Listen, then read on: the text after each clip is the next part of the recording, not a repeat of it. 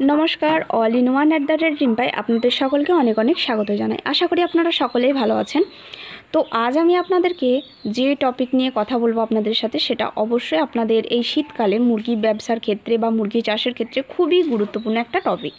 सेटा हलो आमरा शेष सप्ताहे किभाबे मैनेजमेंट करले फार्मेर एफसीआर ठीक थाकबे तार साथे साथे कस्टिंगও ठीक राखते पारबो। तो प्रथमत जेहेतु एखन अतिरिक्त ठंडा पड़े गेছে तार जोन्नो अधिकांश फार्मे मोर्टालिटीटा बेड़े गेছে, तार साथे साथे विभिन्न रकम ठंडाजनित समस्या फार्मे चले आसছে। तो सेई समस्त समस्यागुलोके रिकभारि करार साथे साथे यदि फार्मे अधिक परिमाणे मोर्टालिटी हो जाए से क्षेत्रे मुरगी आपनार जे फिड इनटेक करे मोर्टालिटी होच्छे सेई फिडेर जे एक्सेस जे फिडटा नष्ट हलो अर्थात जे मुरगिटा मारा जाच्छे धरुन सेटा अंततपक्षे 500-700 फिड खेये मारा जाच्छे, तो सेई फिडटा आस्ते आस्ते जे लाइव मुरगिगुलो आछे तार उपरे सेई फिडेर जे एकटा कनजिউম सेटा चेपे जाए। तो এই কারণে আমাদের ফার্মের এফসিআরটা বিশেষত হাই হয়ে যায়। তো এই হাই এফসিআরটাকে আমরা শেষ সপ্তাহে কিন্তু কন্ট্রোল করতে পারি কিছু ব্যবস্থাপনা যদি আমাদের ফার্মে অবলম্বন করি। তো প্রথমত আমি বলবো যে আমাদের ফার্মে যখন शेष सप्ताह अर्थात जे सप्ताहे आमादेर मुरगी उठबे सेई सप्ताहटा यदि आमरा प्रतिदिन अर्थात सप्ताहेर 7टा दिन यदि रात्रेर दिके बीट लवण बा सिंधुक लवण जाके बोले बा सन्धक लवणও अनेके बोले थाकेन, तो এই লবণটা যদি রাত্রের দিকে জলে আমরা দিই তাহলে সেক্ষেত্রে মুরগিটা প্রচুর পরিমাণে জল ইনটেক করে। আর বিশেষত দেখা যায় এই শীতকালের মুরগিতে বড় মুরগিতে ফিড তো এক্সেস খেয়ে নিচ্ছে কিন্তু জল সাফিসিয়েন্ট খাচ্ছে না। তবে এটা কেবলমাত্র আপনারা শেষ সপ্তাহটাই করবেন। তো তার জন্য যাতে সাফিসিয়েন্ট জল খায় এবং মুরগির যাতে গ্রোথটা ঠিকঠাক থাকে, তো তার জন্য সন্ধক লবণ আপনারা প্রতিদিন প্রতি লিটার জলে 1 গ্রাম হিসাবে মিক্সড করবেন এবং সেটা রাত্রের দিকে সারা রাতের জলে দেবেন। দেখবেন জল খাওয়াটা বাড়ছে, মুরগির যে বডির যে আপনার গ্রোথ সেটা ঠিকঠাক থাকবে। এবার বলবো আপনাদের যদি এক্সেস পরিমাণ খেয়ে থাকে মুরগি সেক্ষেত্রে যদি আপনাদের এফসিআরটা অনেকটা হাই হয়ে যায় মুরগির ফার্মে, তো সেক্ষেত্রে আপনারা কি করবেন? সেক্ষেত্রে একটা কথাই বলবো যে পরিমাণ ফিড আপনাদের মুরগি এক্সেস খেয়েছে বা মোর্টালিটির ফলে যে পরিমাণ ফিড আপনাদের বেশি কনজিউম দেখাচ্ছে, তো সেই পরিমাণ ফিডের ঘাটতিটা মেকআপ করতে পারেন আপনি যেদিন মুরগি উঠবে সেদিনকে যদি আপনারা বাজার বা যে কোনো মিল থেকে কাটা চাল অর্থাৎ অনেকে খুদ বলে থাকে বা আপনারা যদি চাল পান অর্থাৎ ছাঁট চাল, যে চালটার দাম অল্প 15 থেকে 20 টাকার মতো কেজি, তো সেই ধরনের চাল যদি কিনে নিয়ে এসে বাজার থেকে আপনারা যদি গোটা চাল নিয়ে আসেন সেক্ষেত্রে চালটাকে ভিজিয়ে রাখবেন, সকাল থেকে ভিজিয়ে দেবেন।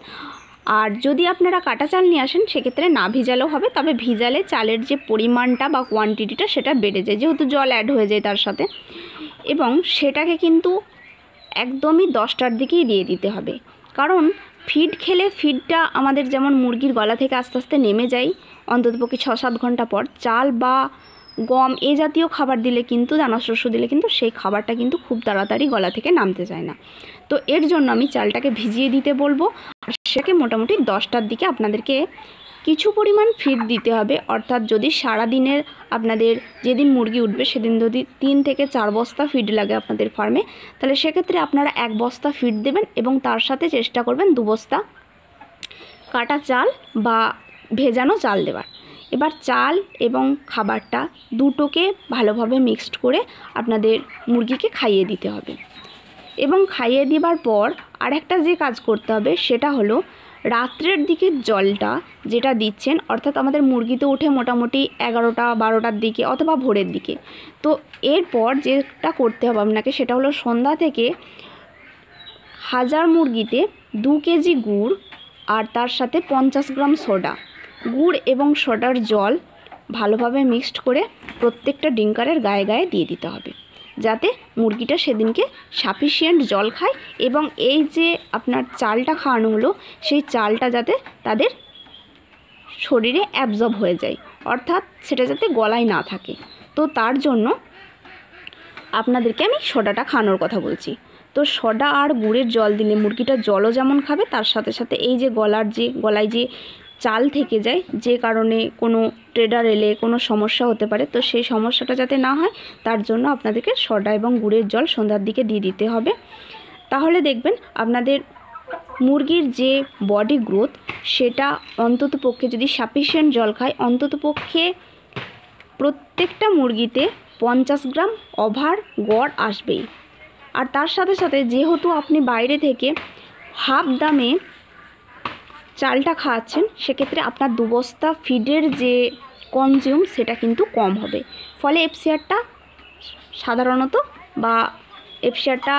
সাধারণভাবেই আপনার কম হবে। তো এভাবে আপনারা আপনাদের শেষ দিনের মুরগিটাকে পরিচর্যা করতে পারেন। তবে শেষ দিনকে সন্ধক লবণ দেওয়ার কোনো প্রয়োজন নেই। তবে তার আগের 7 দিন আপনারা সন্ধক লবণ রাত্রের দিকে জলে দিতে পারেন, যাতে মুরগির বডি গ্রোথটাও ঠিকঠাক থাকে, তার সাথে সাথে সাফিসিয়েন্ট জলটাও ইনটেক করে। তবে সন্ধক লবণ দিলে মুরগির মধ্যে কোনো রকম সমস্যাও আসবে না, বা কোনো রকম তার বডি হ্যামারেজেরও কোনো যে টেন্ডেন্সি সেটা থাকবে না।